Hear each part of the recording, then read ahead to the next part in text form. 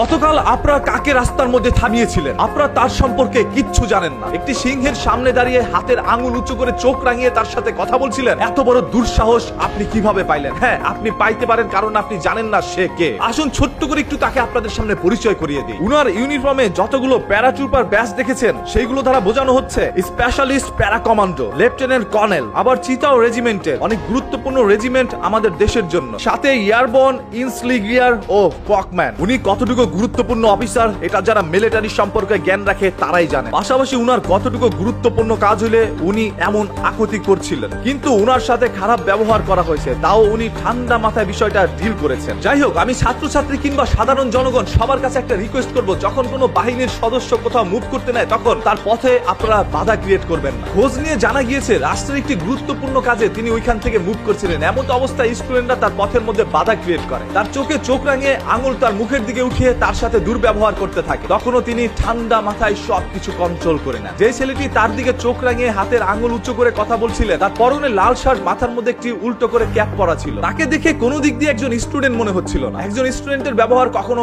এরকম হতে পারে না। আপনারা গতকাল যে অফিসারকে রাস্তার মধ্যে আটকে রেখেছিলেন তার সম্পর্কে আপনার কোনো ধরনের আইডিয়া নেই। যদি আইডিয়া থাকতো, তার পরনে ইউনিফর্মের মধ্যে যে সকল ব্যাচ গুলো রয়েছিল সেই সম্পর্কে আপনার ধারণা থাকতো। আর যদি ধারণা থাকতোই তাহলে কোনোদিন তাকে রাস্তার মধ্যে আটকানোর মতো দুঃসাহস আপনি পেতেন না। তার ইউনিফর্মে যে সকল ব্যাচ গুলো রয়েছিল সেইগুলোর মানে বোঝায় প্যারা উইংস, আকাশ থেকে ঝাঁপ দেওয়া সৈনিক। প্রতীক সেই সকল যোদ্ধা যারা প্যারাট্রুপার ট্রেনিং সম্পন্ন করেছে। প্যারা কমান্ডো উইংস এই ব্যাচ তারা পায় যারা সেনাবাহিনীর অন্যতম কঠিন কমান্ড অফ কোর্স পাস করেছেন। এসএফ উইংস স্পেশাল অপারেটিভ যারা দেশের সবচেয়ে গোপন ও প্রাণঘাতিক মিশনে অংশ নেয়। কমবাট ফ্রি ফল, হালাহাহো উচ্চ মাত্রার প্যারা ট্রেনিং, হাজার হাজার ফুট উপর থেকে নিঃশব্দে মাটি ছোঁয়ার প্রযুক্তি। Yellow tiger badge elite recon ইউনিটের চিহ্ন, প্রতীক নির্ভীক আক্রমণের। সার্ভিস রিবন্স জাতিসংঘ mission, long service, defence medal সহ গৌরবের স্মারক। Airborne tabs plus SSG patch রাষ্ট্রীয় গুরুত্বপূর্ণ নিরাপত্তায় নিয়োজিত elite security operatives. Red patch wings crossed sword staff college course সম্পূর্ণ বা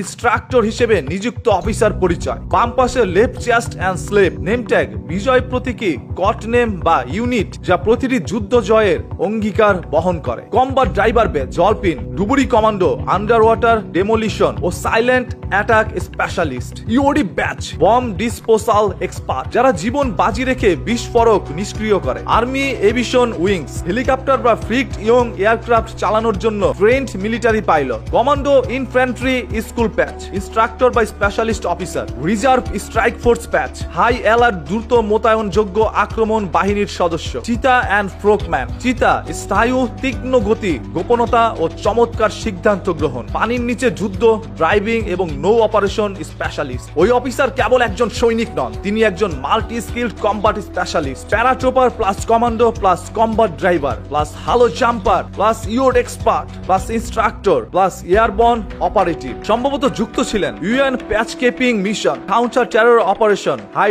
রিস্ক কভার্ট অপস। এগুলো শুধুমাত্র পোশাকের অলংকার নয়, এগুলো প্রতিটি ব্যাচে জমা থাকা রক্ত, ঘাম, শৃঙ্খলা আর লৌহ মানবিকতার প্রতিচ্ছবি। Any errors are unintentional and respectfully open to correction. গতকালকে যে সেনাবাহিনীর অফিসারের সাথে আপনারা আঙুল উঁচু করে চোখ রাঙিয়ে কথা বলেছিলেন, আপনারা তার সম্পর্কে কোনো ধারণা রাখেন নাই বিদায় তার পথ আটকে তার সাথে এরকম বাজে ব্যবহার করছেন। শুধু তার পথই আপনারা আটকাননি, ওইখানে অনেক অসুস্থ মানুষ রয়েছিল যাদেরকে আপনারা যেতে দেননি। আপনাদের বিরুদ্ধে অসংখ্য অভিযোগ উঠে এসেছে। তারা কি বুঝে করেছে নাকি না বুঝে করেছে? আচ্ছা, আমি ধরে নিলাম আপনারা মনে করছিলেন তিনি আর্মির একজন সৈনিক। একজন সৈনিকের সাথে কেন আপনারা বাজে ব্যবহার করবেন? আর দুদিন পর পর রাস্তা আটকে আপনারা কিসের আন্দোলন শুরু করেছেন? এই দেশের মধ্যে এখন পান থেকে চুন খসলেই সবাই রাস্তায় নেমে যাচ্ছেন। একটি ফাইজলামির যুগ চলে আসছে, যার যা খুশি তাই করা শুরু করেছে। আপনারা যদি দেশের ভালো চান তাহলে রাস্তার মধ্যে এইভাবে আন্দোলন করা বন্ধ করুন। কিছু হইলে রাস্তা আটকিয়ে দেন না। যেখানে আমাদের দেশ থেকে যানবাহন কমানোর জন্য মেট্রো ট্রেন থেকে শুরু করে নতুন নতুন রাস্তাঘাট, ব্রিজ বানানো হচ্ছে, সেইখানে আপনারা সেই সকল রাস্তাগুলো আটকিয়ে দাঁড়িয়ে থাকেন। এতে করে বোঝা যায়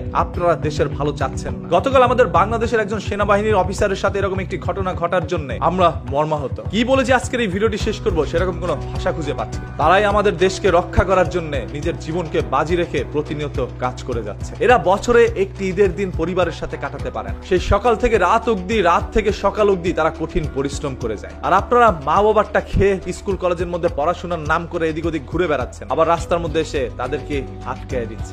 এই সম্পূর্ণ বিষয়টা আপনাদের কাছে কি মনে হয়? যদি আপনাদের কাছে খারাপ লেগে থাকে তাহলে ভিডিওটা শেয়ার করে দেন, যাতে করে প্রত্যেকটা মানুষ জানতে পারে গতকাল কার দিকে চোখ রাঙিয়ে আঙুল তুলে তারা কথা বলেছিল। সেই সিংহ কেন গর্জন দেয়নি।